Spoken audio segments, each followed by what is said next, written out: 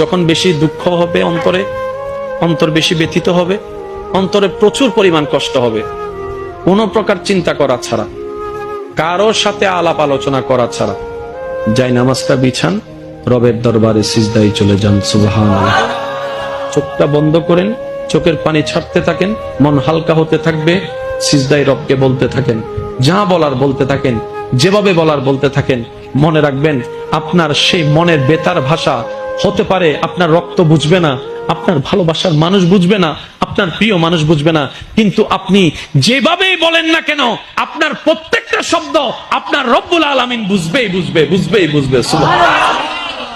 আপনি যখন ওনাকে দুঃখের কথা বলবেন, উনি আপনার দুঃখটাকে হালকা করে দিবে, সেই দুঃখের খবর প্রকাশ করে আপনাকে কখনো বেইজ্জত করবে না। আর আপনি যখন সুখের খবর পেয়ে রবের দরবারে সিজদায় চলে যাবেন, তখন আল্লাহ তাআলা খুশি হয়ে আপনার সুখটাকে আরো বাড়ায় দিবে। লা ইন শাকারতুম